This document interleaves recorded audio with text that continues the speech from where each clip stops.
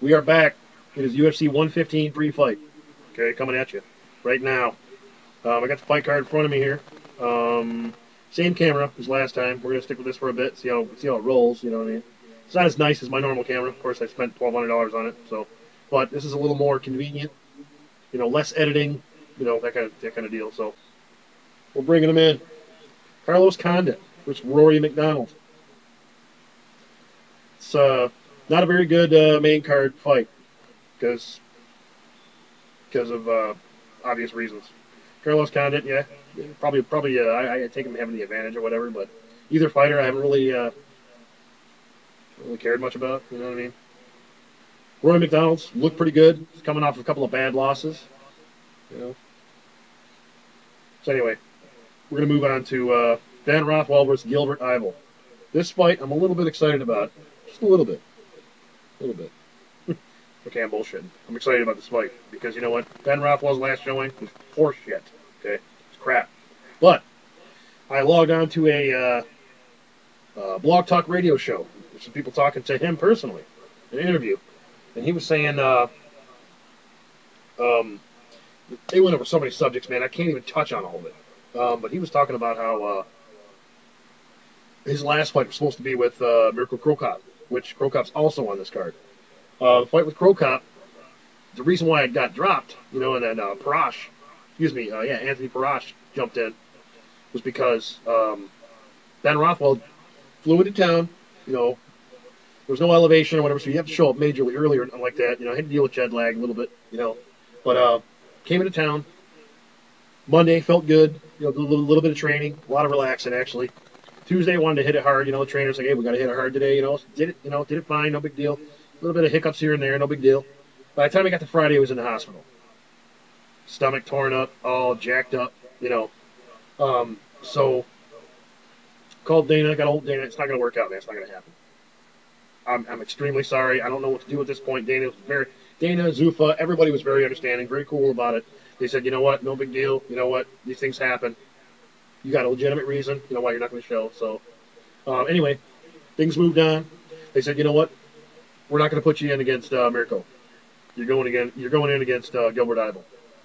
So I don't know if you consider Gilbert Yvel a lesser opponent than Krokop, which kind of seems like Ben Rothwell led on that maybe Gilbert was a lesser opponent because he said to Gilbert Yvel, he said, well, you know, one thing I know about Gilbert is that he tapped the strikes before. So if you've already tapped the strikes and lost, well, if you're tapping, you're losing. But if you've tapped the strikes before, you can tap to them again. So you know, basically throwing it out there saying that, you know, as long as he puts a good beating on him, might be able to submit him based on that. You know what I mean? Just get him to quit altogether, you know, on strikes. So I don't know. I'm not saying that's his main game plan, but that's what he said in the interview. You know, amongst a shitload of other stuff. But I don't have enough time to go into it all. Pretty sweet interview though. It was on MMA Scraps on blogtalkradio.com. You want to look it up, man? Good stuff. You guys are very knowledged. You know, I listen to them often. You know what I mean? Just to because it's entertaining, man. It's entertainment for me, and it's just a good show, man. It's a really good show. So I mean, if you like what I'm bringing, cool, man, great. You know, fantastic. They got a good show going on as well. So anyway, MMAscraps.com and .net, both different sites. Go check them out though. It's very cool, very cool. Moving on, we got Paulo Thiago versus Martin Kamen. Martin Kamen is going down like a bag of sand. I'm gonna go ahead and say that, stepping right out the gate. Paulo Thiago, as far as I'm concerned, is a stinking badass. Okay, this guy has done a lot of work in his last few fights. He's done a lot of work with his stand-up, his punching power, and this and that. Paul Daly knocked Martin Kamen's friggin' block off. Okay, and then Paulo Thiago made Mike Swick look like a friggin' beginner with some punches. You know, Mike Swick. You know, we all know Mike Swick. Mike Swick, I like him, man. I don't have anything against the guy. I like him, but he got fucking hammered in that fight. Paulo Thiago took him out in that fight big time. And with that in mind, I don't see Kampman getting past Paulo Thiago. If he does, my gosh, holy shit, man.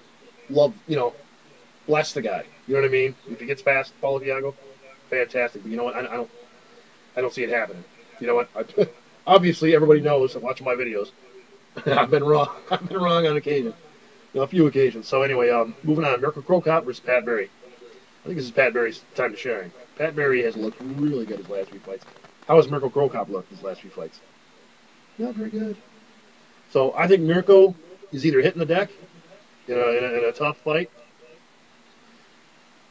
or maybe he pulls one over on us, takes Pat Barry down. You never know, man. You never know. Because Jack Congo pulled out some wrestling for his last fight. In which I basically kind of calling the same card for Mirko Cro Cop here. He's not going to change his game up much. He says he is, but it took Jack Congo about 6 matches. And I'm on him thinking, are you going to change your game plan finally? Or are you going to keep getting pummeled, or getting out-wrestled or whatever? Choked out, submitted, and knocked out.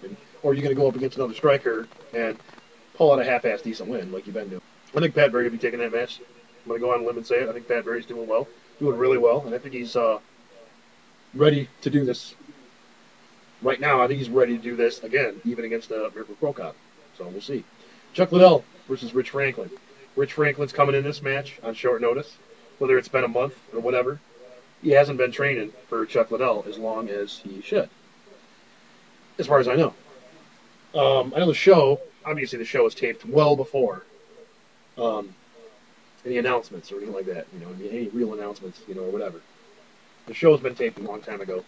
So as far as Rich Franklin coming in, he probably came in, 6 weeks, 8 weeks ago. Like I said, I have no idea. But one thing I do know is for sure is Chuck Liddell has been off for damn near a year or over a year, probably over a year.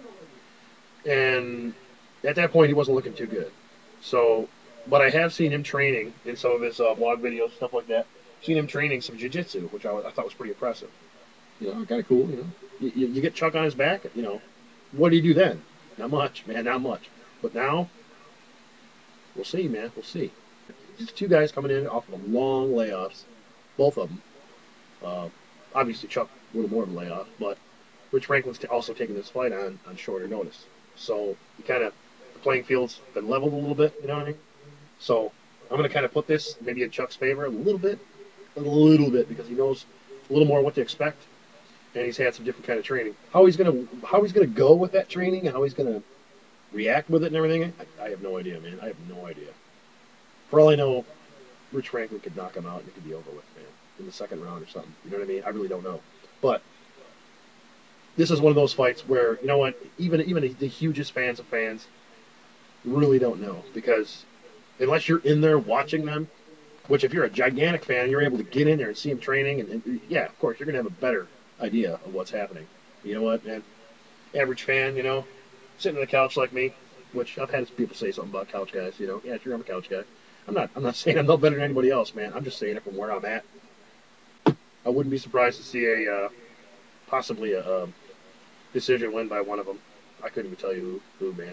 Probably, he may go back to his old style, his old ways, and stick with stand-up and have a war with Rich Franklin. Rich Franklin's a good striker, man. Can't deny that, you know what I mean? That is it. I hope you guys like it. Come on, if you're a newbie, hit the subscribe button, man. Come on in. Don't hesitate, man. We're all in here. We're all commenting on it, talking about it. I've been working like an animal. 70 hours this week, man. 70 plus. I'm actually aiming to be about 75 hours this week, so I can't get in here like I used to. I was off work for a long time. I used to get out here daily. Can't do it like I used to. So, but I'm going to try to. I'm going to try to at least get out here a few times a week. Keep with the comments. Keep things moving. So you guys have been sticking with me. Keep it going, man. Keep sticking with me. I'm going to keep it going. Like I said, it might be slowed down a little bit. I'm still going to keep rocking, though. So this is the UFC 115 Prefight. Should be a good card, man. We'll check it out. Take care, guys. Later.